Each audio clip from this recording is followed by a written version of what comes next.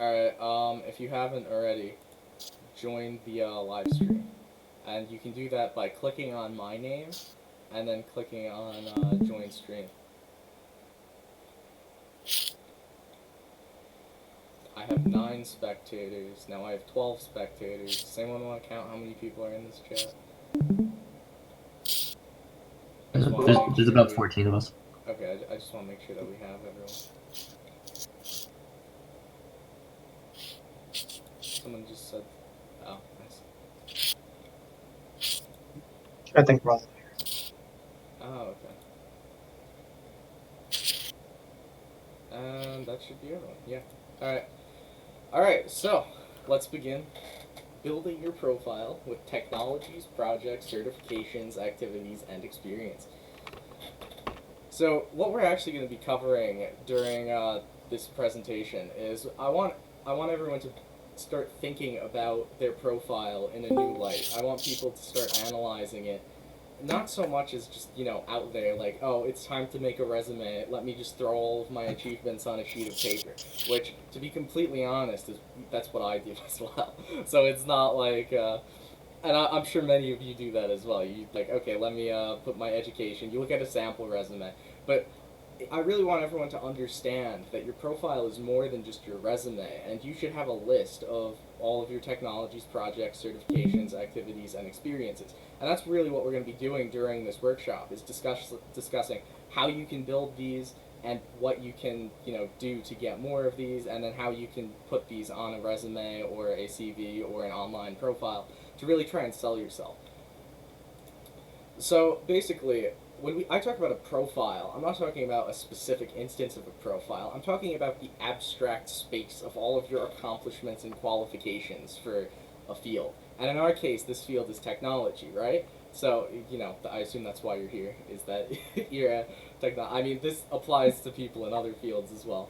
But in our field, technology, profiles primarily consist of 5 components. And these components are not treated equally. In fact, many of them build on each other, and you'll see that in a moment. So, while your profile is abstract, of course, you also have to take pains to bring your profile into reality, which is what I was hitting on before. You really have to you have to take pains to actually, like, put the abstract space of all of your accomplishments and bring that into reality through resumes, CVs, and online profiles. So let's take a look at the hierarchy of profile components that we're going to be discussing. First off, we have experience. Experience is king. Experience, we're including jobs, internships, degrees, and formal education. Basically everything that you don't want to do, but you do it anyway. Certifications are going to be official distinctions obtained outside of formal education and normally from accredited third parties. However, you can theoretically invent any certification you want, but you really shouldn't because people will probably not take that as a valid certification. So then we have projects, of course, which are independent applications of technologies to create applications or achieve a goal. That should be pretty straightforward. Activities, which is membership in professional organizations. Welcome to an activity. You're here right now. And volunteer work involving technology. And finally, we have technologies, which are individual skills with a certain technologies. This can be a programming language, a library, an operating system, or a physical technical skill. Now, we are going to be going over all of these in more depth and getting a good list of these. And at the end, you're going to have a very nice abstract space of all of these to build profiles and resumes off of. Or enhance if you have one already. So, we're going to start off by discussing technologies. And technologies are really going to be the basis for all of the other fields. When you think about it, or all of the other profile components. When you think about it, technologies are the basis for experience. What do you do at work, school, etc.? You learn technologies. What do you do in activities? Why are you here right now? Well, you're probably in the IEEE to learn new technologies. And for projects, you're showing off your technologies, and certifications are just proof that you have a technology. So technologies are at the base of all of the other 5 profile components. So let's start by defining technologies first of all, which we did on the last slide, but let's go over it again. Technologies are skills that you have acquired through experience, activities, or independent practice. And as I just stated, technologies are really the bones of your profile. Everything is built on top of these technologies. So let's talk about examples of these technologies. We have programming languages, well-known programming libraries, APIs, frameworks. You also have software, IDEs, GitHub, Git, Adobe Cloud, basically just standard software. Normally, when people are looking for technologies, like especially in the business world, you're thinking in terms of software. As programmers and developers and electrical engineers, when we think of technologies, we're more thinking about hardware and programming languages and libraries. So we're talking, embedded systems, oscilloscope, cameras, phones, PCs, cool stuff like that. And then operating systems too. Everyone should have you should probably have a really good understanding of your operating system as a CES major. Just saying. So let's move on to which technologies you should actually put in your profile. So most of your technologies are acquired through experiences. You are forced to learn them to succeed. We're talking about things like, they force you to learn Java in CSI 201. Even if you don't want to learn Java, you have to learn Java to pass the class. Or just, Windows 10 by owning a Windows computer, or Mac if you own a Mac.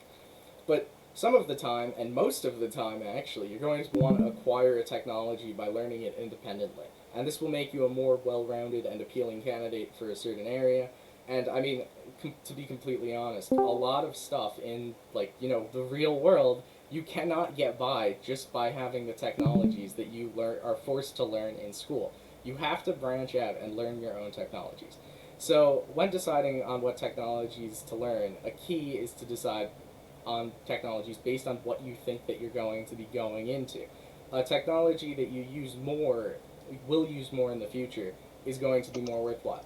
For example, if you think that you want to be a AI engineer or a data engineer, you should probably be learning Python, MATLAB, whether or not they're teaching it in your courses. It's going to be a necessary skill later on, so you should take great pains now while you're in college to learn that before you go out into the real world and get smacked by it, right? So let's talk about how you should actually figure out what technology you should learn. So the first step is to analyze trends. So when deciding on a technology to learn, you're going to find that some technologies obviously are going to be, on the up and up. The buzzwords everywhere. You probably hear it. React.js and many other technologies like it. There's always a hot technology that everyone is on about learning. And if you can hop on these earlier on, you'll be able to meet what employers put on as X years of experience in Y requirements. You're going to see these everywhere when looking for jobs and internships. These are requirements that say you have to have this many years of experience in this technology. If you hop on that early enough, you will have that many years of experience in that technology by the time you're actually applying to jobs. So it's always better to start learning the popular technologies that you know you're going to see on your whatever the job requirements are as soon as you possibly can. So, did I hear someone speak out? No? Okay. So sometimes these technologies, they become greatly oversaturated by so many people who just want popular technologies on their profile, and you should keep this in mind too when learning a popular technology. And you cannot exclusively have just the technology. You should also have all of the other 4 profile components to back up your mastery of the technology. Now, I thought this was absolutely hilarious. I was looking at a React.js thing the other day, and it was deploying a React app with Express as the backend, and I scroll down to the comments, and I see one man says, I am interested in forming a team for React.js freelance projects. I'm looking for React developers. Look at this stream of comments saying that they're interested in helping out with React.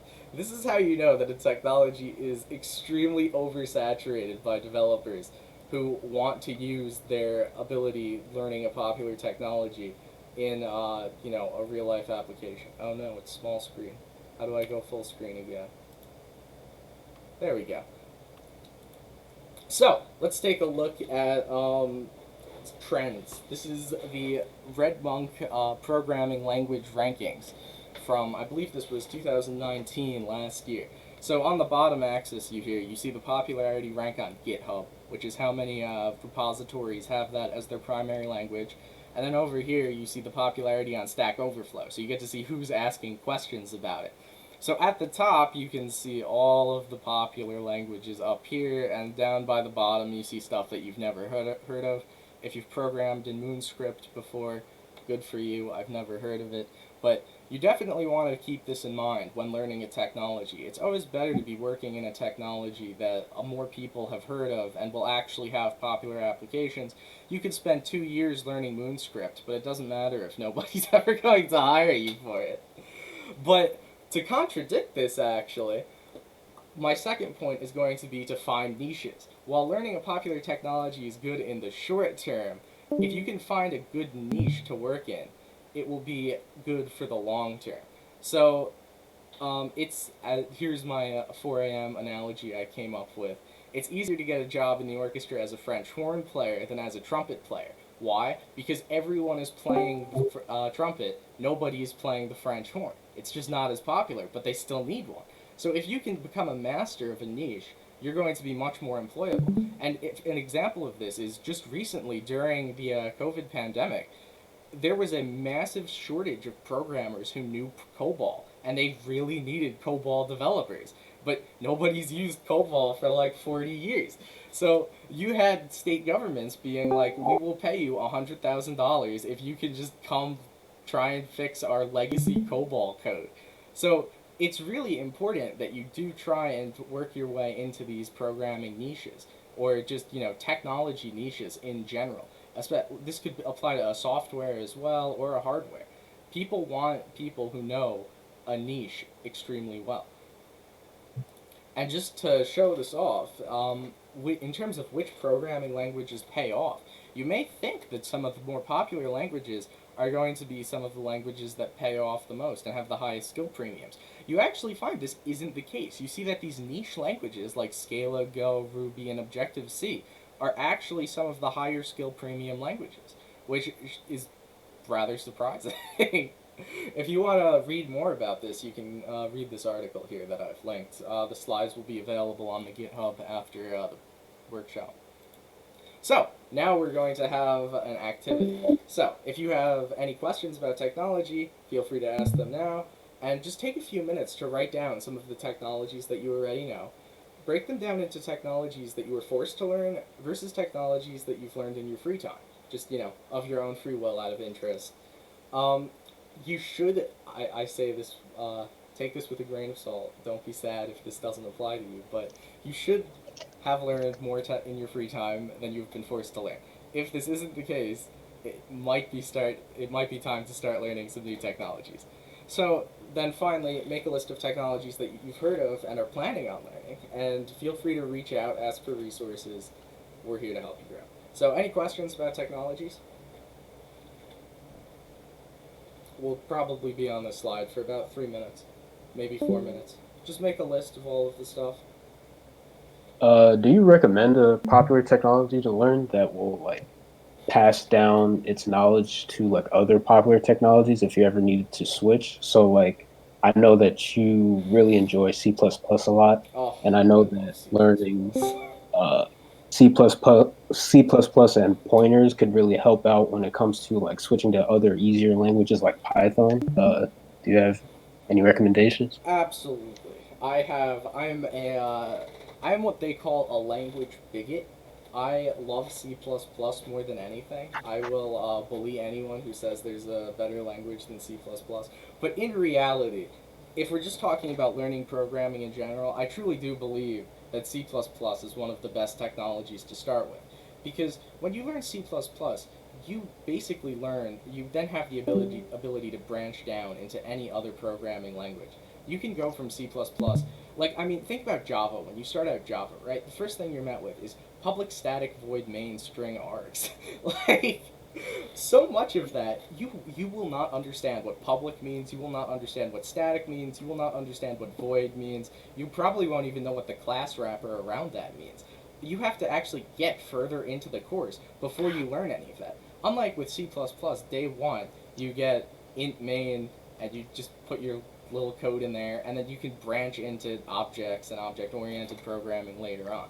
So in terms of a programming language that's good to start with, I highly recommend starting it off with C or C++.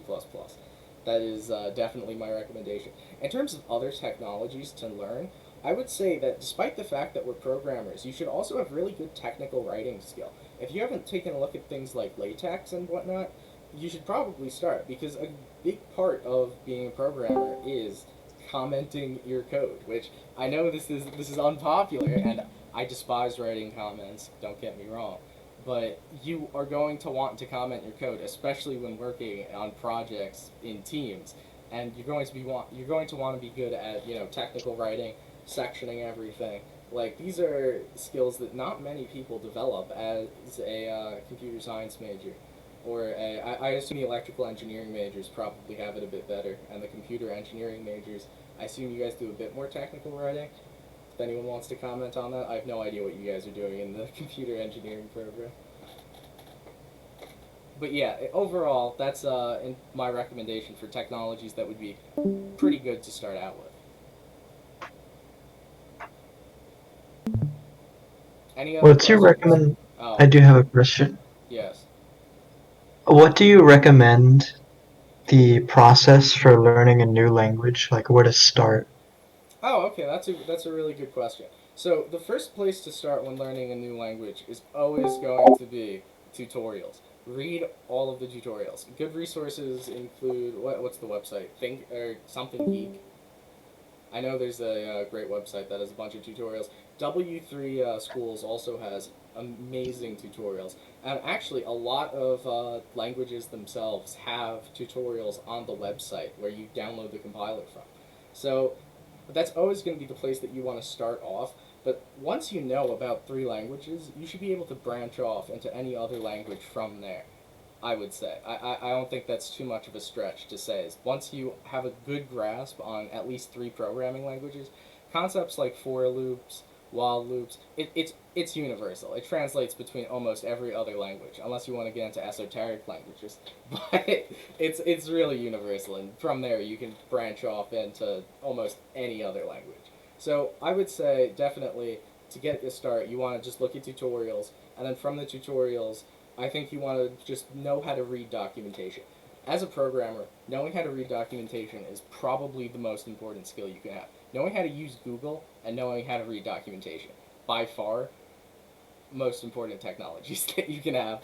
Just don't put them on your resume because they don't look very impressive, but under the hood, those are the real kings of technology, I gotta say. Are there any three or four or so in particular languages that you would recommend to learn to branch off from? Oh boy, yeah. So in modern day, definitely start with a C. I would recommend 100%. C, and then for good scripting language, Python for sure. Python very concise, and then JavaScript for any web applications you could be doing. And you know what? I hate to say it, but Java is still the king of cross-platform. I despise it, but it really is still used very widely for almost all cross-platform applications.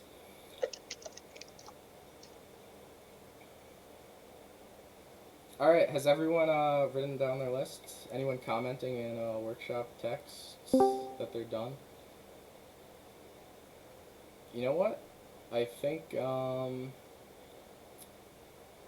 okay. So I'm going to move on.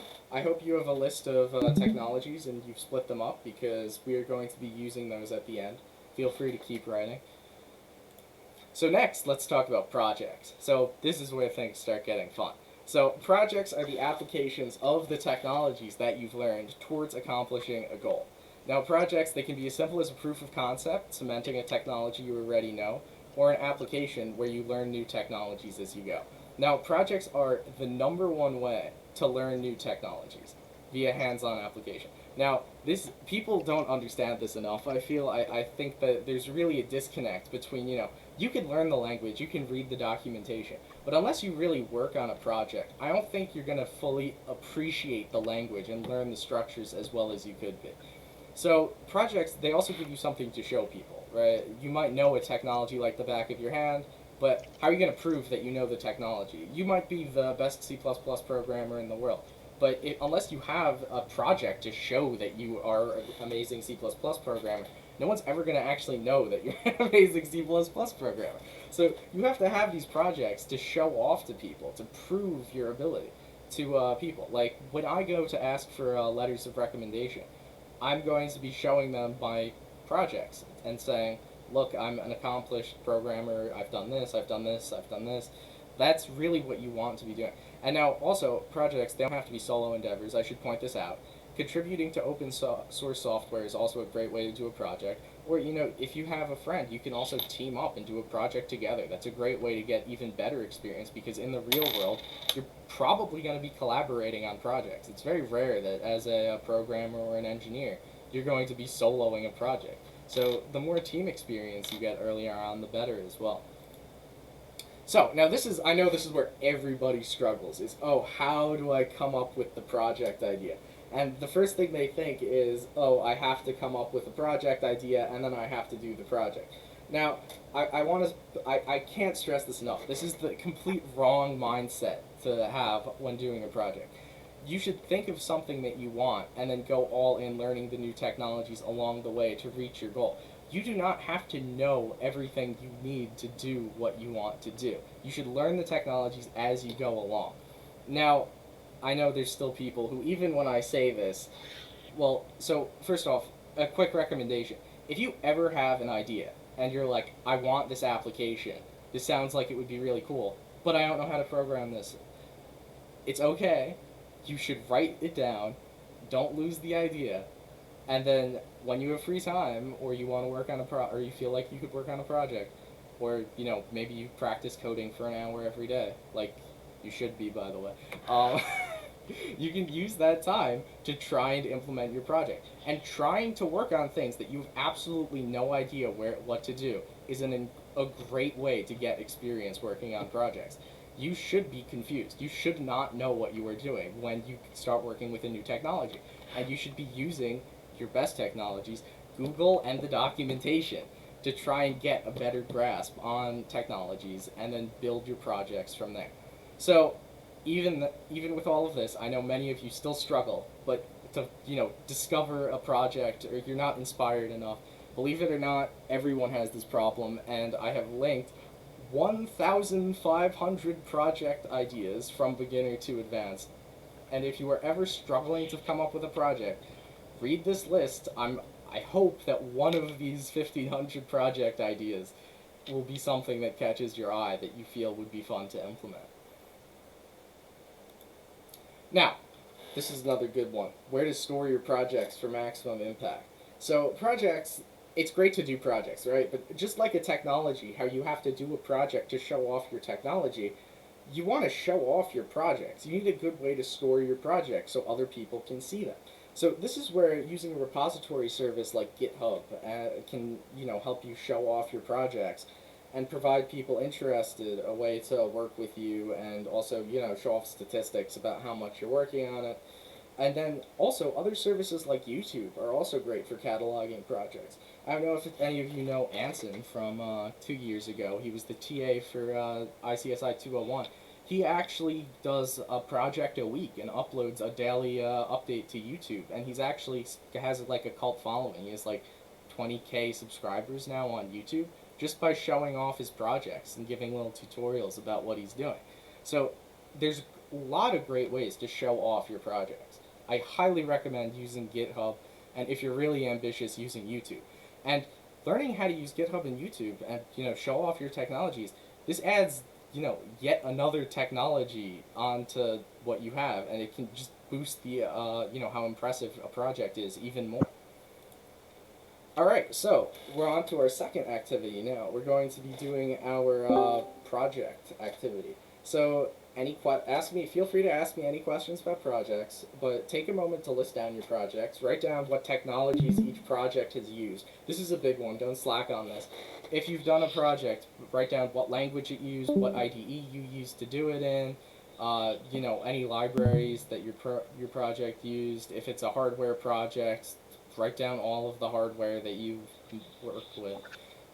Yeah, so, and then after that, create a list of projects that you would like to do, anything you enjoy, and, just try and brainstorm what technologies you would need to get started and make it happen.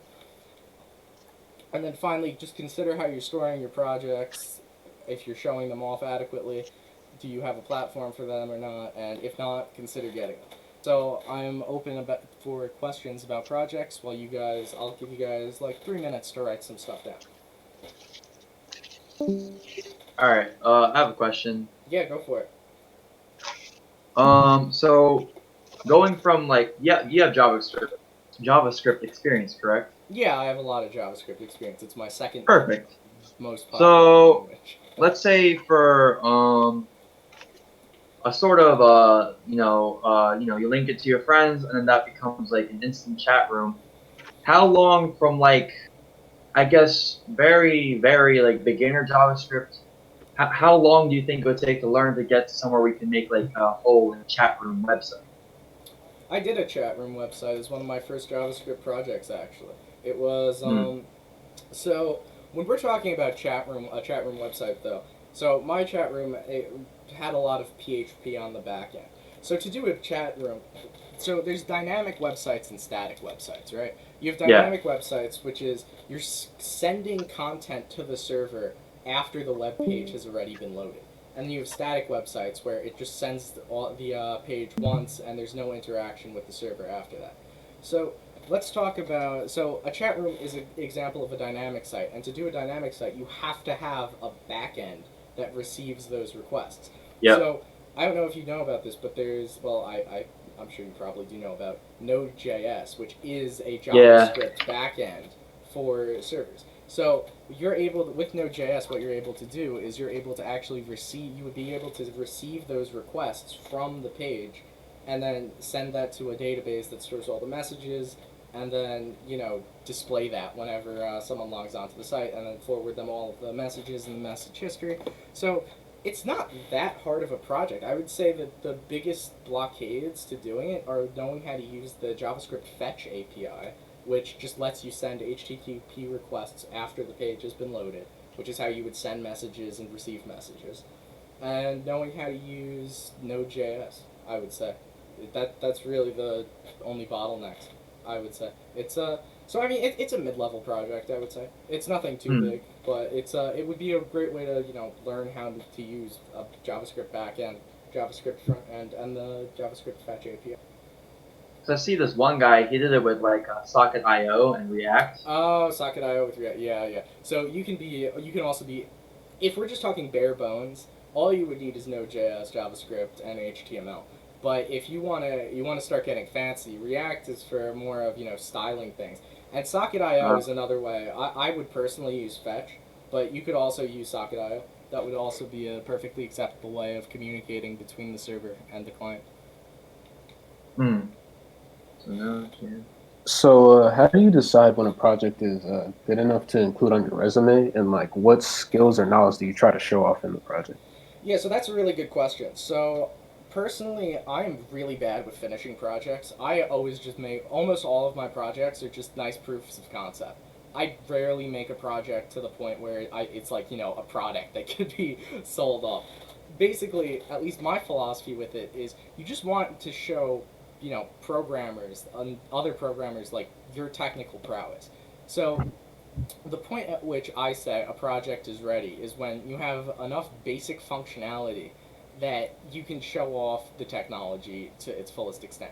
For example, I did a MIPS compiler or assembler and emulator, right? I did not style it at all. It looks like trash, but it's it works. It shows off that I know how to implement a MIPS assembler, even though it's just running in a terminal and there's no like nice interface to program it in. But you basically just want to show off the fact that you have mastered a technology, and you don't have to show off that you've mastered the entire technology. But I would say you really want to focus more on just implementing enough functionality so that someone would know. Like if I say, "Oh yes, I've implemented a MIPS assembler in C++." the person already knows that I know how to. They like by default, you know, okay, if he's able to implement the MIPS assembler in C++, he must be pretty good at C++ to be able to do that. Like you just want to make sure that you want like any good programmer, especially a programmer who would be hiring you or interviewing you, would know like the scope of a project just by you telling them what it is. So, yeah, that's any other questions about that? Did I answer that adequately enough? Yeah, that was nice. Thanks. No problem. All right, any other questions? Or we're gonna move on to our next section.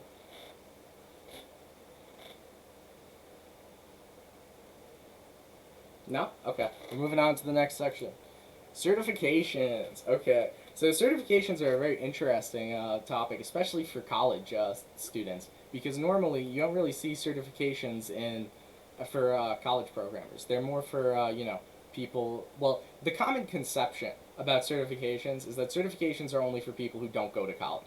This is not true at all. Don't let this. Don't listen to that. There's definitely a lot of people who say that, but you should be. You should definitely keep your eyes open for certifications. So, of course, now you probably want to know what certifications are. So, certifications are proof of your mastery of a technology. They're another way to prove that you've mastered a technology. But this time, instead of doing it through a project, it's going to be, you're basically going to take a test. And they're going to say, okay, and a third party, normally a prestigious company, will say, yes, we confirm that this person knows this technology. So it's proof of your mastery of a technology. It's offered by a third-party certifying service or company who develops the technology. So certifications, it's an industry, much like the GREs and SATs. It's going to be a test that costs money to take, and there's also going to be test prep courses and, for all of that stuff. So long story short, certifications, they're marketed to people as a substitute for college degrees to prove ability in a field. It's especially prevalent in IT. Anyone who knows anything about IT, you probably know that it's just certification after certification after certification. So this is not, of course, this is not to say all certifications are useless to people getting degrees, and highly accredited certifications are still a great way to stand out in a sea of resumes. So essentially, let's talk about how you should, research what certifications you should be getting. So, since certifications normally cost money, you definitely want to make sure that the certification that you're getting is actually going to be worth it. You should make sure that your certification is widely accepted. Not all certifications. There's a lot of certifications out there that are not actually widely accepted, and you should definitely do research on what is and what isn't widely accepted within your area of technology. You do not want to end up paying like $10,000 for a certification only to learn that nobody takes your certification and the company that offered it was just trying to get money out of you. So, in order to gauge how much weight a certification carries, normally a good gauge is the company that is issuing the certification. So, we're talking Amazon, Google, Microsoft, and Cisco. These should be on your radars as highly accredited certification companies that offer good certifications. So, just to prove that we are going to look at the certifications that pay off. This is the average annual salary of someone with this certification. Someone who is a Google certified professional cloud architect has an annual salary average of $175,000 a year. So if you can get this certification, you are basically sitting pretty in terms of salary. And AWS, Amazon, I have no idea what CRIM is, Certified Information Security Manager. Don't know who offers that. But you see down here, of course, the Microsoft certifications. So these are big certifications, and having these certifications, even just having one of these certifications, you're talking like 100K a year, six-figure salary. Like certifications aren't a joke. All right, so workshop activity. Questions about certifications. I personally do not have any certifications and probably won't be getting any, but if anybody has any questions about certifications in general, I'm willing to answer them. I don't know, I couldn't answer if you asked me what's a good certification to get. If you asked me that, I would just refer you to this list and say, get the AWS certifications, get the Microsoft certifications. But that's about the extent of my knowledge. So if you have any certifications, write them down and take a few minutes to just Google some certifications for your field of technology, And make sure to look at the following when Googling that. Who's offering it? Are they well regarded? How much is the test? Test prep materials. Look at some of the actual questions that the test is going to be asking. Like, whoops. Like, I'm sure the Google Certified Professional Cloud Architect certification test is going to be insanely difficult. So just take a look at some of the questions, see if it looks manageable, and check out, forums, core, Reddit, and blogs. Get a feel about people who have the certification, see how they're doing, and see if it, helped them. So I'll give you 2 minutes for this. Certifications, I hate to be that guy, but I personally don't think certifications are as important, but definitely keep an open mind. Any questions about certifications? So, do you personally recommend that we do certifications, or should we just focus most of our time on just projects? It's really going to depend on your career.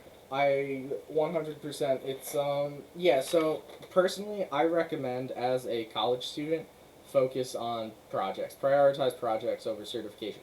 Once you're actually in industry, maybe go for the certification. I would say that's a good time. Like, take a look at people in your company, see does your company need a Google Certified Professional Cloud Architect? Does your company need an AWS Certified Solutions Architect? Or a Microsoft Azure. I mean, we're talking like DevOps here, like back end management of projects development. Like that's what certification is really going to be for, and that's really going to come into play once you've hit like managerial level after you've spent like 5 years as a programmer. So I would say maybe hold off on your certifications until then, but definitely having the certifications. There was a kid in my high school actually.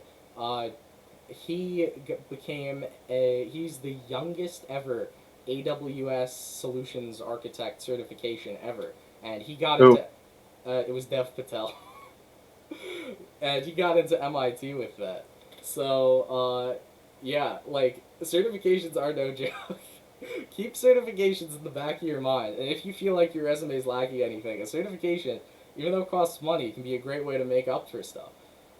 If you did really well on your SATs or ACTs, and you're really good at cramming test prep material, consider certifications. Any other questions about certifications? Do you mind if I chime in about the Oh certifications? yeah, go for it, Tony. Yeah, so on top of what James was saying, I'd say certifications are like pretty important if you're doing like a career change. Like a lot of people who weren't in the technology industry will do a certification if they're trying to get into the industry, just because it's like a cheaper alternative than going back to school. Because you can like, I mean, 10,000 is still a lot of a lot of money, but That was a complete guess. I have no. I just assumed that the ones that give you the highest pay grade are probably like 10,000. That's a complete well, guess. Do not take my word for that. no, like I've I mean, I've heard like 10,000 is like in the ballpark, but it is just like a cheaper than like going back to school and paying like 30,000 or like 50,000 depending on where you go. And I would also agree with James that it's like kind of keep it in the back of your mind, but like I think definitely like a impressive project would look better. But also it depends on like your career, like what career you're going into. Like a lot of the people in the CDO work on getting certifications. I think that's a bit more important for what they're doing, which is like cybersecurity. But I think if you're doing like software engineering or something, then probably just like a impressive project would be better. But that's just my 2 cents. Absolutely, 100%. It's really important in fields like cybersecurity. I agree. That's and DevOps and IT. That's where your certifications are going to be, key. All right, so now that we're done with certifications, let's move on to activities, the most fun section of this entire workshop. So, activities, what we classify as activities. Don't get me wrong, there's a lot of things you can classify as activities, but when we define activities, we're talking about memberships or interactions with organizations and networks with other technology professionals that help you build your experience and expand your knowledge base through workshops, QAs, talks, or just plain dialogue. Guess what? The IEEE is an activity. So activities, they're a great way to show off that you're more invested in technology than someone who's just in it for the money, and that you're actually someone willing to invest your free time into interacting and building the tech community by building your skills as a professional and helping other people out. So activities, they become even more meaningful when you go from a learning role to a teaching role. And these positions will give you leadership experience and management experience essential for anyone planning a career in tech, especially if you plan on moving up that ladder. You can be a programmer, you can be a bottom level programmer for your entire career. That's a great career path, that's fun. You get to always, program stuff. But if you actually plan on moving up, you are eventually going to be taking on a managerial role where you're going to be more in charge of directing and overseeing the projects and looking at your lackey's code and being like, oh, you did a terrible job, and having to tell them that without hurting their feelings. So doing activities where you can get that leadership experience early on is a great way to prepare for later on if that's something you're planning on doing. So let's talk about how you can pick some worthwhile activities. You want to find a nice balance. Okay, you want something that's prestigious, but you also want something that you actually get stuff out of participating in. So there's plenty of people in the IEEE International Organization who pay the $400 a year IEEE membership fee and never go to an IEEE event like their entire life. They're just in it to have it on their resume. They're just like, I want to pay my $400 a year and I just want to have the IEEE on my resume. And good for them. That's they're not getting anything out of it. So except the clout of having the IEEE on their resume. So, on the other hand, you have people with hundreds of thousands of reputation on Stack Overflow, and they are never going to be recognized for that. They've probably reached millions of people and helped millions of programmers, and nobody's ever going to care about that. So, you want something that has a nice balance, right? You want something that's prestigious, and also, gives you a lot of experience. Something right here. So, let's talk about activities for IEEE members. So, as IEEE members, as the IEEE, we strive to offer what we believe is the ideal activity for a university student to participate in. We offer you guys workshops and hands-on learning experience to boost your technologies. We have that prestigious IEEE name recognition, looks great on your resume. We provide leadership opportunities through the E-board and J-board positions, and we provide lots of project opportunities. We had 2 people work on the last project we proposed, so it's a great way to it's a great way to really build up your profile by participating in the IEEE. So, also, we are not the only tech-related club on campus. There's also the CDO, which is the cybersecurity club. If you're interested in any of that aspect, they also do a lot of technology-based stuff. Especially if you're interested in learning more about Windows and stuff, they do a lot of PowerShell hacking. They are really into that whole scene, which we don't really touch on as much. But if you actually want to go check them out, they have a lot of. It's good to get that balance and learn more about this operating system and not just the programming languages. All right, so. It is a glorious and sad day. We are sad and proud to announce ourselves as the only on-campus activity for CEAS students. You may have heard of Base 64 or the ACMW. They're both dead. IEEE is the only remaining CEAS organization. Yeah, so we've basically dominated the entire school. Yeah, we are the best organization. Thank me later. Alright, so other activities. So, you don't just want the IEEE, as nice as the IEEE is, and as you'll later see on my resume, is the only activity that I have. But you also can engage on you don't have to, it doesn't have to be a club. There's more to activities than just joining a club, right? So you can, on top of club activities, there's also these low commitment I say low commitment, but some of these are actually kind of high commitment activities. So you can become active on a technology forum or platform like Stack Overflow or the C++ forums.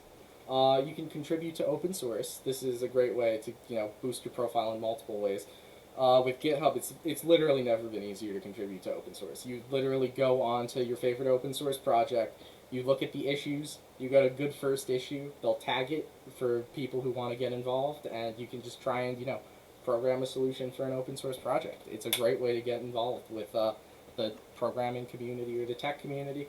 I say programming community, I know we have computer engineering people here, but you can, as computer engineering people, you can also use, what's the language you guys use, VHDL or something? That lets you diagram circuits out in text. I don't really know it, but it sounds really cool, and that's also on GitHub. You can, program in that on GitHub. Very cool. So you can start a blog about your experience with technologies. This also gives you that good technical writing experience, and to share your experiences with others. Or as mentioned previously, you can start a YouTube channel with tutorials for technologies, and you never know, you might blow up. All right, so workshop activity. Any questions on activities? Take a moment to list down activities that you participate in. Take a few minutes to think about what activities you might want to participate in. Check out some open source projects. I imagine that all of you use an open source project.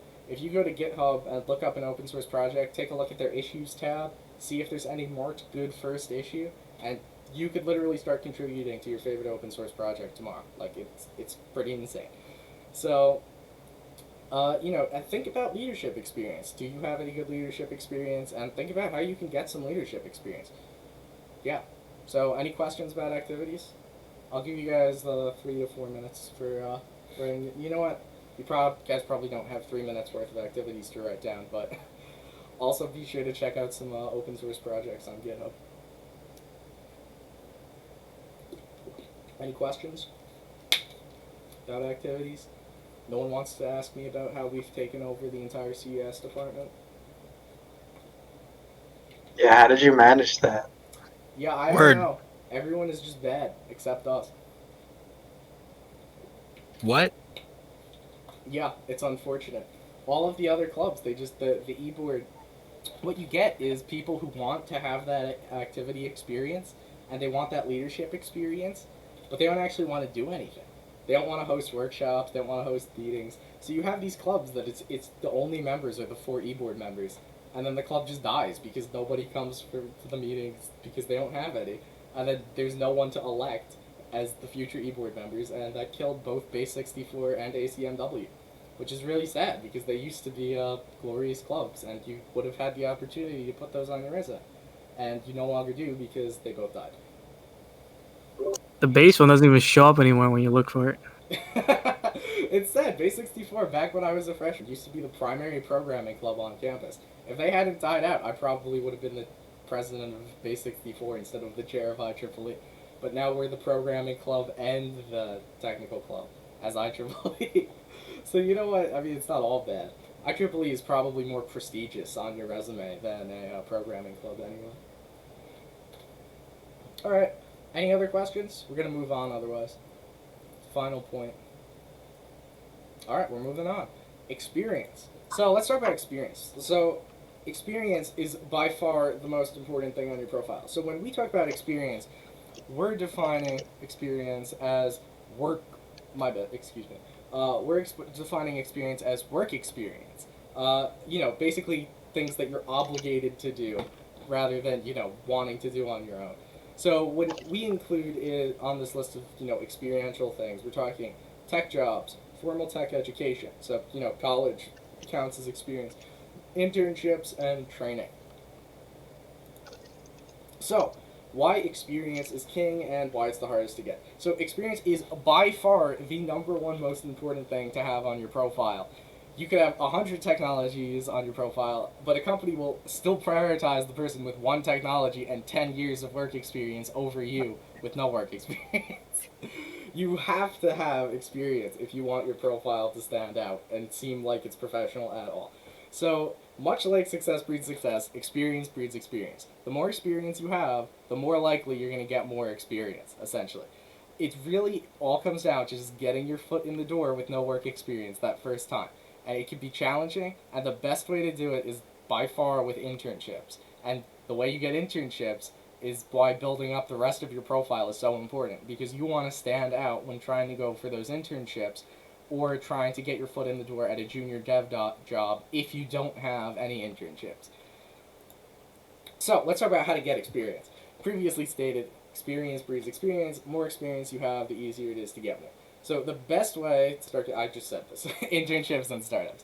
So internships may also want some experience, but normally looking at the other profile components, they'll understand themselves as being stepping stones, and they'll be pretty lenient on how much experience you need. So high tier internships are always going to want you to interview, and they are also going to require letters of recommendation.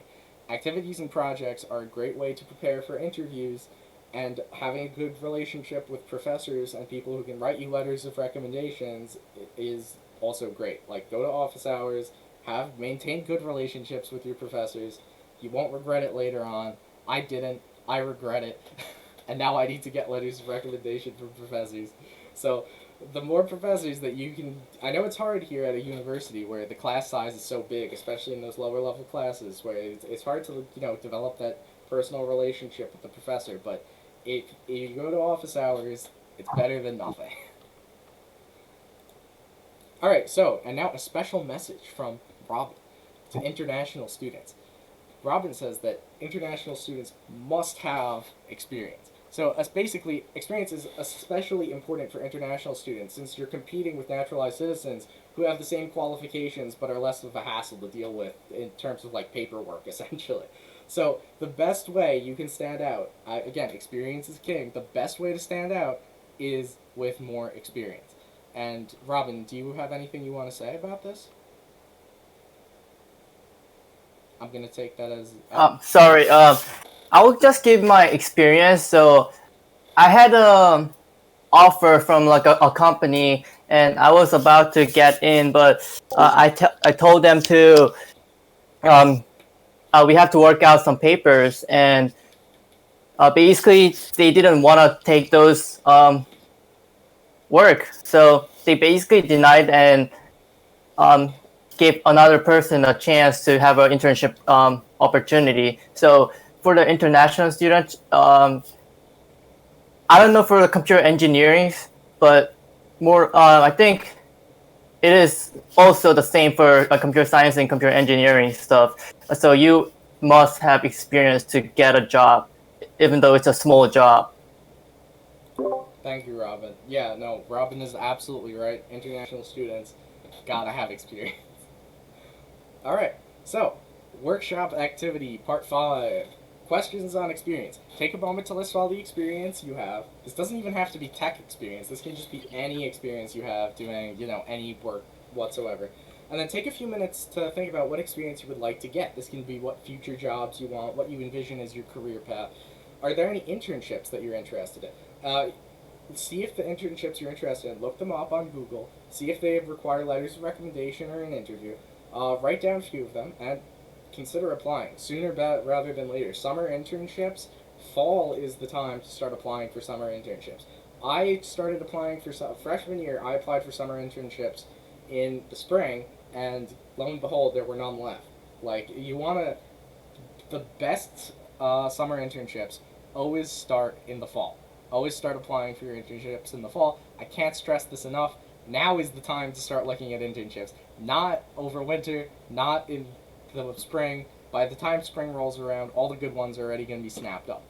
Google, I know, does their stuff in the fall.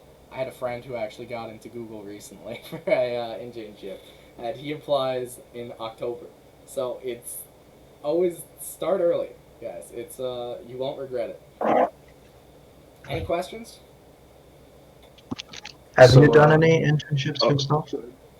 Unfortunately, no. I've been here for 2 years, and I got screwed over freshman year because I tried to apply in spring, and then COVID basically screwed my chances of getting an internship this summer. So, I have worked with I do summer work with. Well, okay, I technically. It's not really an internship, it's more of a job, but I do contract work for a web development company. Yeah. Any other questions about experience? I know there were people talking over each other, so I assume there's more. So if you're a freshman, Yeah, so I mean, skill level isn't exactly up to par. and So even if companies you know this. Companies do not expect you to be going entry level internships. Do not expect you to be going in as a JavaScript master. They know that this is like you trying to get experience. So you shouldn't worry too much about how much experience. But I mean, definitely you want to target your skill level. Like read over what the internship requirements are. They're not gonna want. You're gonna see that they're not normally super strict about what they're requiring, especially the entry level ones. There's a few where they require they want you to be a junior or senior because they want you to have more experience and help out. Anything else? I know I kind of cut you off there before you could finish your question. That was pretty much it. At least my concern is, you apply, you show up, and then they hit you with something, and you're like, all right, I Well, think I'm see gonna go. that in itself is a good. That's a good opportunity. When they tell you, I can't even tell you how many times they've been at work and the client has been like, "Hey, do you want to implement this obscure feature in PHP using a library that you don't know?" And I'm like, "Okay, I guess I'll try it." And this is where you use your number one skill as a programmer, Google and the documentation, and you learn it and you do it. Any other questions? I know there was, I think there's one or two more. I got a question. Yeah, go for it. So I don't have any projects, and I'm a junior already, so I'm like in really rough shape. Oh What boy, would you dude. say to like It's someone time. like me? It's time to uh, start. what would you say to someone like me who wants to try and get an internship for next summer? Do you think I should just wait till my senior semester and No, just no, spend this don't. year? You should definitely try and go for the internships this summer. I would say best thing that you can do right now. I think you should try and work on a few projects, even if they're just like basic, like little comedy projects that you do. Like look at that list of 1,500 projects. I mean, even like the easy sections, prime number calculation, all of Right. those like little projects, like even those look better than nothing. You want something on your profile, and if you can make your profile. There's more ways to make your profile stand out than just your projects. You just want to make it. If you can just make it look like you have more than the bare minimum, you can still get an entry level internship, no question. As long as you apply early enough and send out enough, feelers, you should still be good. Do you also have like a deadline? So like, would you say that anytime like after November, anytime after December is like too late, or I would say so. Here's the thing. It's really variable. All of the top companies, we're talking like the tech giants, their internships you apply in like October, September. Like you should be looking like right now for intern. If you plan on trying to intern with a tech giant, IBM, any company that you actually know the name of off the top of your head, like if you want to work for them, look now what they're offering for next summer, and try and get your stuff together as soon as humanly possible. Other than that, I would say deadline, yeah, probably November deadline for tech giants. Smaller companies that no one's ever heard of, you can probably still apply in the spring. I would say that's a fair bet. Definitely not after spring break. After spring break, you're hopeless. There's no way you'll get an internship after spring break. If that's, I would say that's the hard cutoff line. So that's my 2 cents on that matter. Anyone who I know a lot of our e-board members have had internships. So would you guys like to talk about your experiences applying for internships? Yeah, I can chime in. Yeah, please do, Tim. Thank you. So I would say start now and don't stop. Especially if you're gonna apply for a name brand company like IBM or Amazon or Facebook. So we're in a tough boat for that's a little bit of side tangent, but I'll get to that. So those companies have the luxury of picking from like thousands of applicants that have tons of experience, like already at a company. So there's a very high chance that that person is going to get picked for an interview, even if you have like a pretty solid resume, um, just because they have that experience. Also, we're a lesser known college or university, I mean. So those companies are going to expect better performance from like the name brand colleges like MIT or RPI or RIT. Probably partly because they don't have a lot of employees that came from University at Albany, so they can't really say like so what I'm trying to say is they could go with somebody from University at Albany and not really know how they're going to perform, or they could go with somebody from like RIT that they know is going to like do a good job. So that is going to make it especially difficult. But yeah, I would also don't like have an expectation. Like don't apply to like just 10 internships. Honestly, so like last year I applied for probably like 30 to 40 total and I didn't get a single one. I actually only got one interview, but I didn't even get the job. So it's good to have a backup. Fortunately, I was able to get a research position over the summer, but that was like very last minute. So make sure you have a backup, and if you go on like online message forums and stuff, like on Reddit, there's actually a good subreddit called r/CS career questions, and you can ask a bunch of people about questions that you have about internships and jobs. But there are like some crazy stories, like partly induced by the pandemic, where people have applied to like 500 different jobs and like are still looking. So literally just like keep sending out your resume. Like honestly, don't stop applying. But also make sure that you're kind of catering your resume or your application to the company, and just make sure that like you're hitting all of their like job specifications. And then my last piece of advice, if you don't have a lot of experience, I would also just like try to advertise the skills you have from like the classes you took. So if you took like algorithms and data structures, ICSI 403, like put that, like have a section at the top of your resume that's like skills. And so that's going to help you for some companies, because if they have like an automatic reader, it's going to see algorithms and data structures. So it's going to put you like up a little bit higher on the stack. Yeah, we're going to be going But into yeah. that in a second with resume construction with profile components in mind. So I'm glad we got a head start on that. Thank you, Tony. All right, so any other questions about experience? Yeah, like I heard somebody saying a research position. So how well does that contribute to the experience? Can you say that again? Cut out a little bit there. Can you hear me? I can hear you. Yeah, yeah. Yeah. So like somebody have just mentioned a research position. So could somebody explain me how well does that contribute to the experience on resume? Yeah, so I actually have a research position as well. I work with the U Albany DMM lab. So I would say a research position is great for I would say so. It really depends on what you're planning on doing, right? So this is a big thing to think about. If you're going for grad school, only do research positions. Screw summer internships, not necessary. If you're planning on going for a company, you want to prioritize an internship over a research position. Yeah, again, if you're going for grad school, 100% research positions probably better than internships because you want to also develop relationships with those professors to write your letters of recommendation for grad school, right? For those research positions. So I would say for sure, research positions can be helpful if you're planning on going for a company.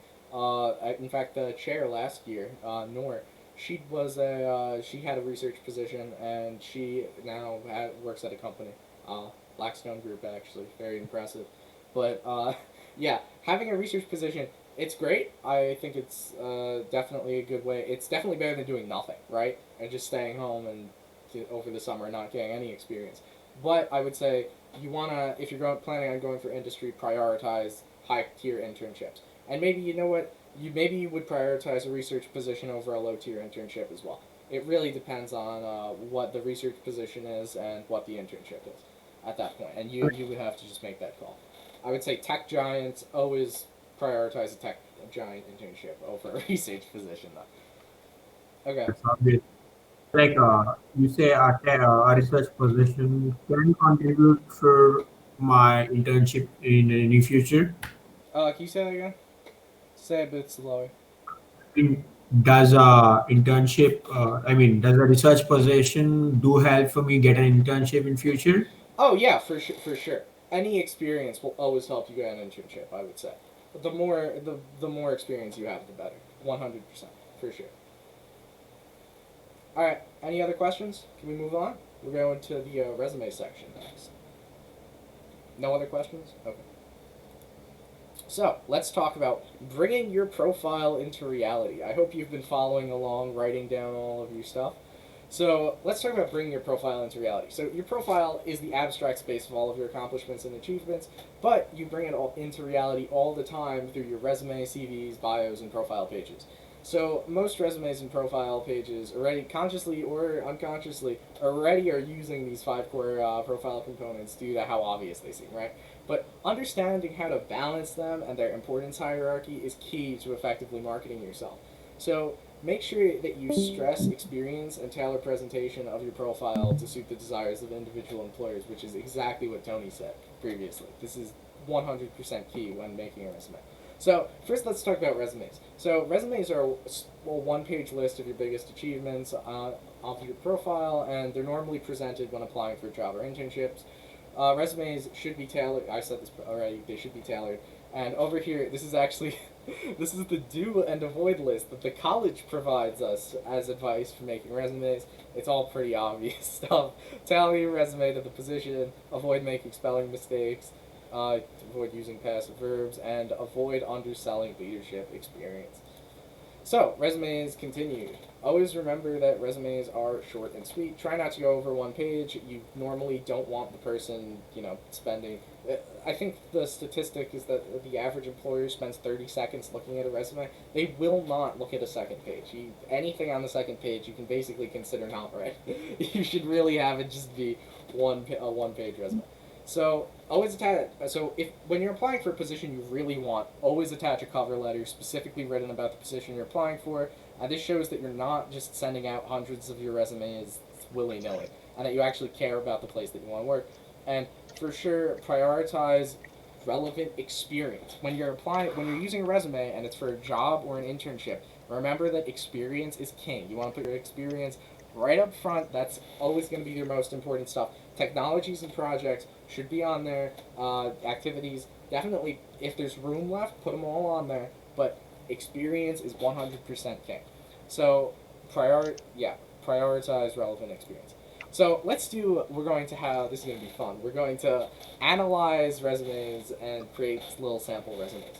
So let's check out some resumes and break them down into their 5 core profile components, see what they're doing well and what they could be doing better.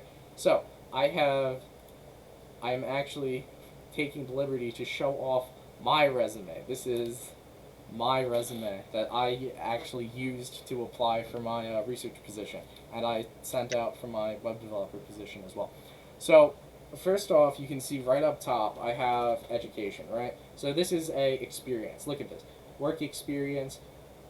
Right here, this entire area, largest area on the page, is experience. This is exactly what you want to see, right? You want a lot of experience front and center. And then I kind of mixed in here, I stick in some activities. I stick in IEEE branch chair right here, and I list out my experiences and duties just really quickly. You don't want to clutter them and make them not read what you have. So then down here I have work experience, and I just quickly put my lab experience and my full stack development experience. And then down here you can see I have my projects received right here at the bottom. I don't put too many. I only put the 3 that I think are going to be most important when applying to something. So when I applied to the DMM lab with this resume, I just instead of having these projects on here, I actually put more data analysis focused projects on here, right? Because I was applying to a data analysis lab. So that was clearly the best choice. You want to be able to just swap in. You probably want like a list of like 10 to 20 projects, and you want to swap in what's best for the position that you're applying for.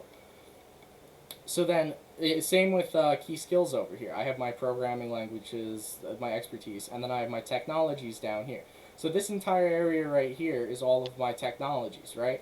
So I'm showing off my technologies front and center.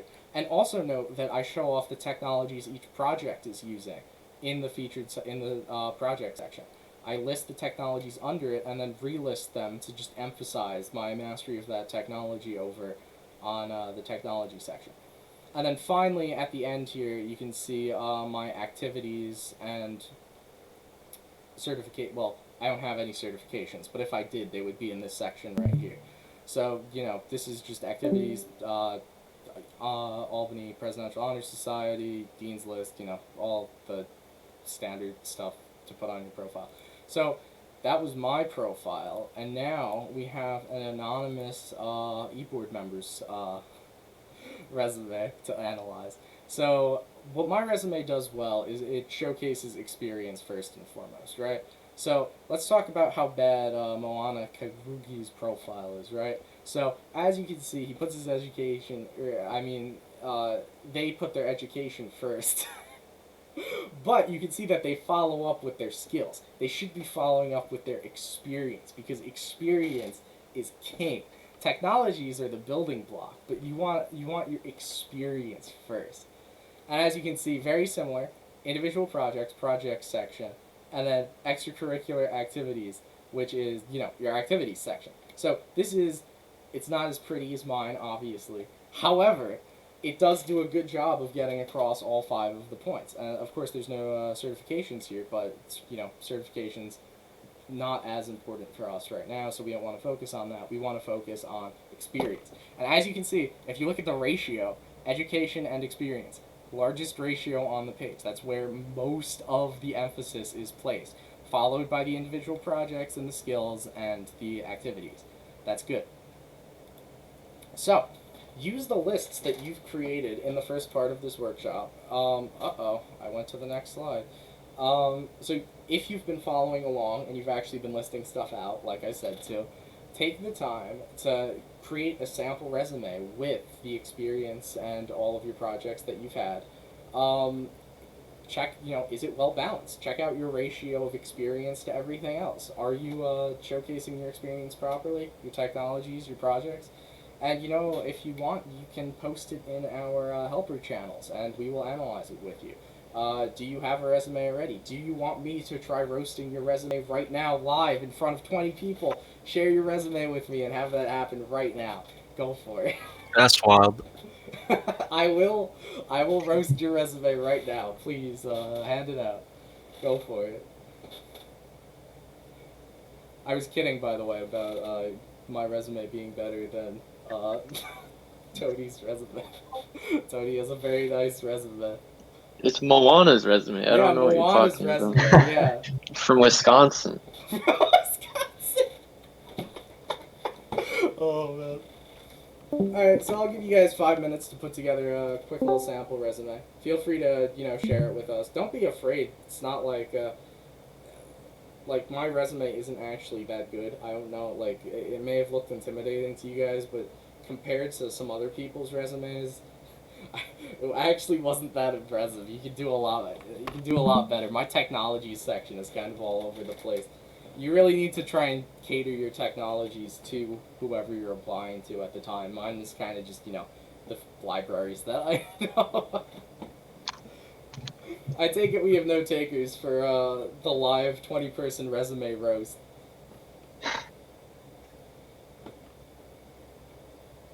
Alright, well, I'll give you guys another few minutes. I would love to, but I'm not interested in doxing myself. Oh, wow, that's a shame. You can be Moana 2.0. Change that Maybe. name, send it over. Maybe I will.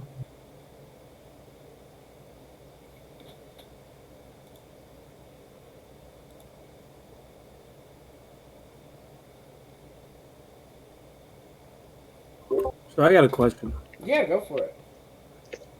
So what if you got nothing to put on it? Like realistically speaking, right? Alright, so the fact that you're here means you already have 2 things to put on it, right? The fact that, so who just asked, so Matt, you just asked that? That was you, right?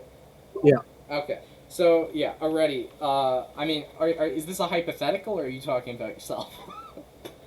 Yeah, I mean, half and half, kind of. Because I have genuinely helped people who have nothing to put on their resume before, right? There is, I'm friends with a person who is a high school dropout. He couldn't make it past 9th grade. I tried to help him with his resume. So essentially, whether you like it or not, you always have experience. The fact that you use a computer gives you a technology to put on there immediately. You can immediately put onto your resume, I work on, I use Windows 10. I'm proficient at Windows 10. Like, there's basic stuff that you can put on there no matter what, right? And the fact that you have an education at all, the fact that the state forces you to go up until, 12th grade, or even if you drop out of high school, 8th grade, like, the fact that the state forces that on you, you already have an education to put on there, right? So, experience, while experience is king, entry-level positions do not require experience. There's always, you can still get experience even if you have no other stuff, right? So, essentially, if when you're, just starting off your resume, you have no experience on there, right? You want to put on your education, you want to put on your technologies, which you have by default. And especially, things like Microsoft Excel, like stuff like that, companies eat that up. That's like 3 points for your resume. You can learn Microsoft Excel in like a day, 2 days. Like the entire Office suite, you could learn in a week, and you would immediately be more employable than like half of the entire country just by having that on your resume. Like, people don't really seem to understand just how it's not hard to even if you have literally nothing, you can build your profile up like immediately. You can immediately do projects. All it takes is a few hours. Sacrifice some of that CS:GO time, and hop on your resume build up grind. Especially if you're a CES major. I say this, I don't actually practice this, but you should be programming for an hour a day, at least. I make up for it on weekends. I program 8 hours on weekends. I got the entire week's worth of programming done in one day. Yeah, so I'll deal with individual resumes that need help afterwards, but if anyone would like to show off their resume or discuss their little sample resumes right now, feel free. Any other questions?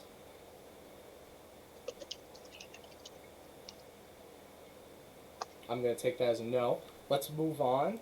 So I don't know how many of you are applying to graduate school. Right now, I assume most of you are probably, not even thinking about that right now. Personally, as someone who's applying to graduate school, I would have liked to hear about these earlier on.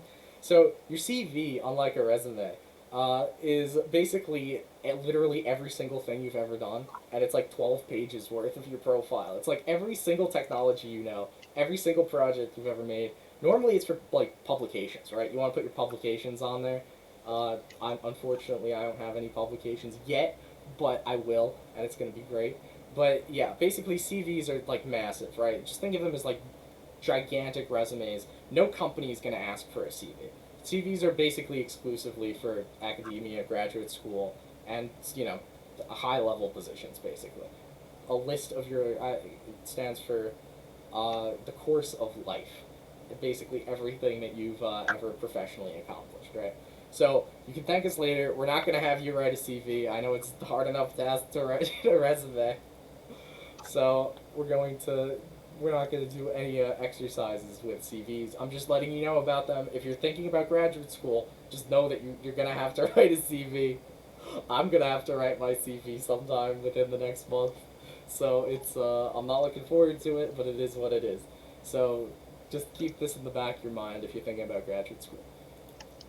Alright, so finally, let's talk about online profiles. Online profiles are a great way to bring your abstract profile into reality, right? So most developers, well, not most, but like the good ones, have an online presence with their own profile website. And sometimes this features a blog. A lot of them feature blogs and lists of projects, right? And of course, the profile itself is a project. This is especially prevalent among web developers, right? Because the web developers, what's the best way to prove that you're a good web developer? Well, it's to have an incredible website for yourself. The same way someone who owns the kitchen company wants to have the nicest kitchen around so they can show it off and show off, how good they are at making kitchens. So, everyone has an online presence. So let's get out of the online website right now and just talk about your presence on social media platforms and forums in general. You should be taking advantage of your social media to advertise at least a few of your accomplishments and sell yourself. Because when a company runs a background check on you, they're going to find all of your social media. And you want to have on your social media all of the stuff that could help boost your resume. So, and of course, also, just throw it in your bio. It's not expensive. In fact, I will show you right now. Actually, I think I do this on the next slide. Yes, I do. Hilarious. Yeah, and also you can use platforms like for professional networking. We're talking LinkedIn, GitHub. Sell your profile even more. Just sell yourself. So let's take a look at some online profiles. We're going to start off with the GitHub, which is me. Oh, time to zoom in. Again, I strongly recommend getting a GitHub for your projects if you don't have one already. Let's take a look at my profile for a second. Take a look at how I'm using my profile components just in my extremely short bio. Look, I start off experience, activity, experience. I stack up experience and throw an activity in, and I list out all, and I have my best projects all collected right here, shown off at the top, right? That's exactly what you want to see. You want to show off your good projects, and you everywhere else you want to throw in experience, experience, experience. So let's take a look at a bad GitHub profile. I'm not going to hover over any of those, but those are default profile pictures I see. Default profile pictures are a great way to not get to have people think that you don't use the service very often. So I highly recommend any professional environment, change your profile picture from the default profile picture. It takes about 10 seconds, and it makes you look about 10 times more professional. Just saying. Yeah, so make sure you use your profiles on, and you know what, that's not even the end of it. Let's take a look at my Twitter. Oh, there's Donald Trump's Twitter. Here's my Twitter. Real Donald Trump? Real Donald Trump. I always enjoy looking at what Donald Trump is tweeting, yes. So, computer science and mathematics double major at UAlbany. As you can see here, experience, experience, activity, activity. Show off your activities, yes. And your, well, you know, experience the king. Show off your experience first. And look, I linked to my GitHub. This is like the easiest thing you can possibly do. Throw a link to your GitHub. You're showing off all of your projects on your online profiles. I'm even showing off my profile on my anime list profile. Check this out. Look, it's a website for sharing anime.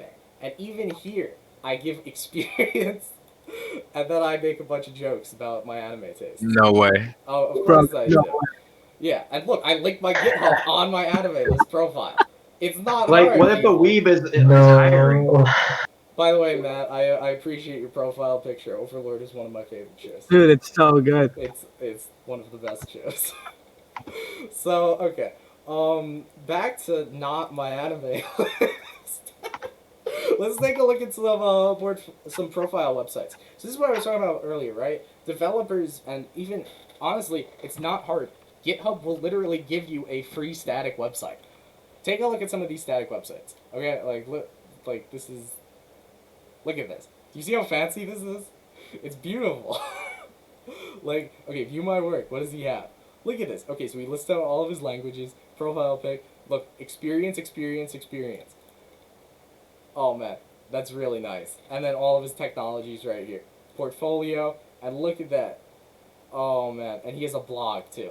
Blog, big win. You can publish like an article, like no effort article, like every 2 months, and it's like great way to build your profile up. I can scroll down. I'm probably not going to go into any of these, but look, people showing off experience, and experience.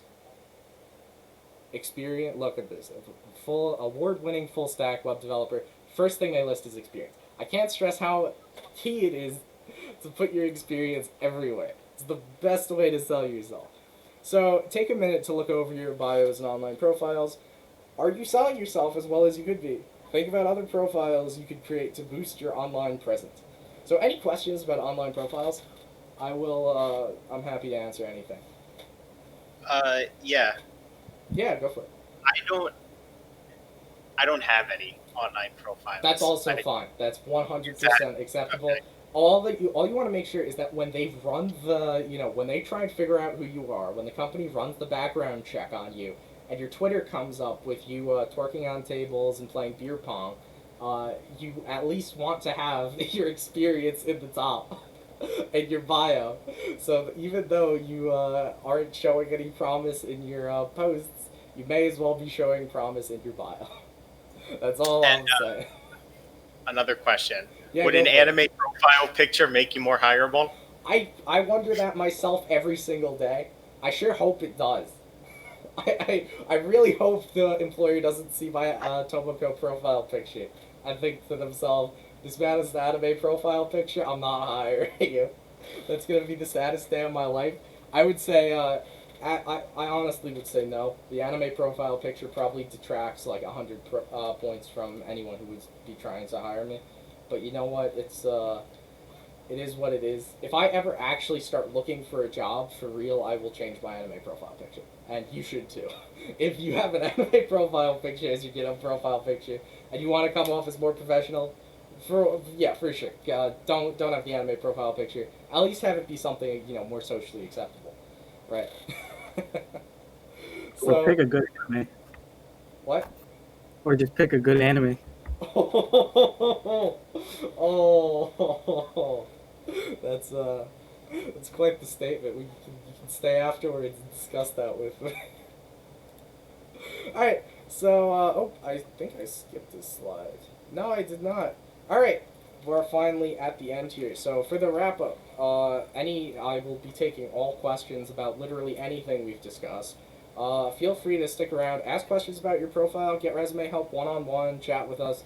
And next week, keep your eyes open for our Introduction to Development with Unity workshop, which Connor is going to be hosting. So Yes, sir. very exciting. I know many people think that Unity is only for game development. That's not actually true. Unity is an insanely powerful engine, and it's used for a ton of stuff, simulators and whatnot. So we're going to be introducing Unity by teaching a bit of game development. But by no means should you think that Unity, we're just having fun with it. It's a really valuable skill to have, to know how to use a good engine, I would say. So any questions about anything in the workshop, feel free to ask now, and feel free to, stick around.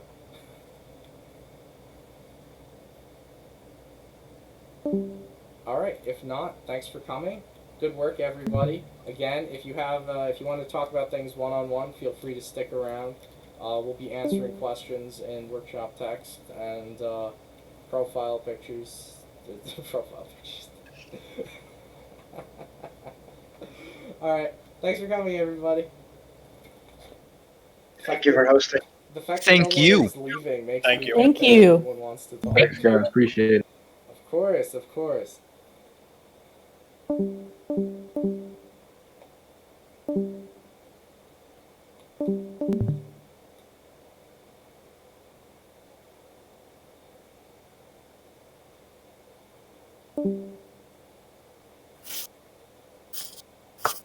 So overall, extremely successful workshop.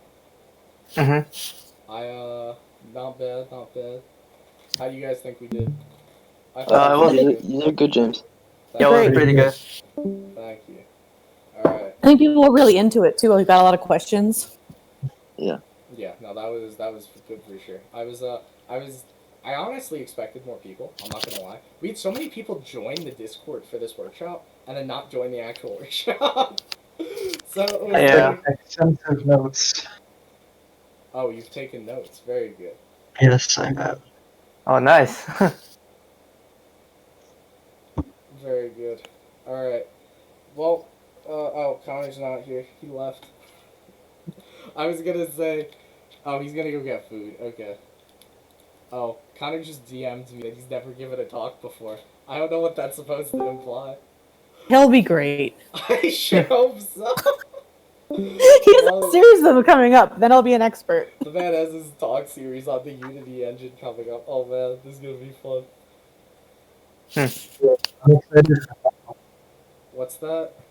I'm excited for that. Yes, Next week. Too. the Unity engine. I think we're from what I hear, we're starting off with a 2D platformer in Unity, which I'm very curious about. Nice. Yes, it should be fun. Welcome back, Sai. I know you wanted to discuss your resume. Would you like us to? Oh, he left. He DM'd me and he was like, "I would like help with my resume," and I was like, "Very well, I will help you after the presentation." And Give us here still. Yikes. He sent it, and I was like, "Okay, I will assist him," but it seems I will DM him and ask him.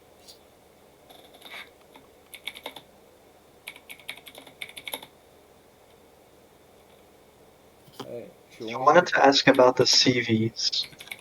You wanted to ask about the CVs? Yeah. Yeah, go for it. So- what do you want to know about CVs?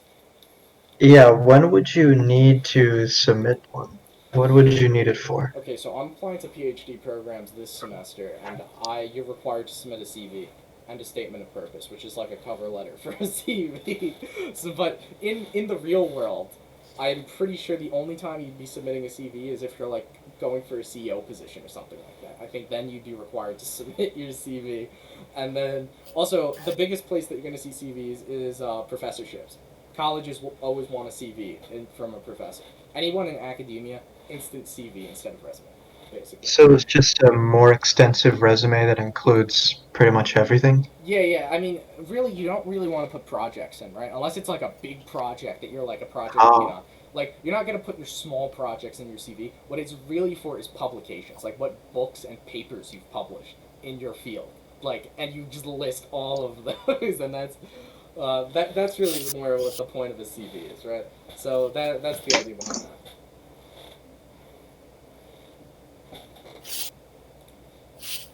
that. Do you think like the people are gonna like present their project like after? We should probably like reach out about that more and do more announcements about that. Yeah, like I yeah. think Keep on. that's because I know you did give the thing during the first meeting about reaching out and trying to have people give more projects, but I feel like I don't know, but I feel like we didn't motivate people enough. I feel like I was hoping this would motivate people a bit more to do projects, but I feel like when people don't have directions and they don't have deadlines, it's hard for people to come up with projects. So I'm kind of hoping this is gonna light the fire under some people to try and do some projects. Yeah, me too. You know, James, when you were talking about like you can do it as a team with some people, and there's a lot of experience with that, I was wondering if maybe we should think of like a IEEE project that we do, like even if it's just I don't know, build a game or whatever, Absolutely. and then like make a GitHub and just encourage everyone to like take some tasks and help out with it and learn how to do that sort of collaborative work. Absolutely, I think that's a great plan. I wonder how we can implement that. Yeah. Well, Robin, for your presentation, would you like to give would you like to give a workshop on presentation or a project that everyone could collaborate on? I feel like that would probably be pretty valuable in terms of just kickstarting it and trying to get people interested in getting more experience. I was hoping this would kind of light the fire under people, but I don't really know if people are going to be doing their own individual projects this semester. I hope they are. That's a thing, cause I think like people are like don't really want to share their things. I guess, like so I don't think like they're actually gonna do like a presentation on what they're working on or that's the other something. thing. People don't want to present their work. Like it's I mean, you should be proud of your of your projects and want to present it. Like for me, that's like a big thing. Like I love to show off the things that I've programmed. But I feel like people who haven't really programmed anything impressive don't really like have that drive to like be like, look what I've accomplished. Like it's just not part of their project. I feel like we have to somehow like light that fire under them. That's I feel like in terms of people who would actually do it, probably the people who actually. So the people who did the bot project, we had Alexander Rotariu and are you still recording? Because I'm still recording. I'm gonna have to. I cut it off.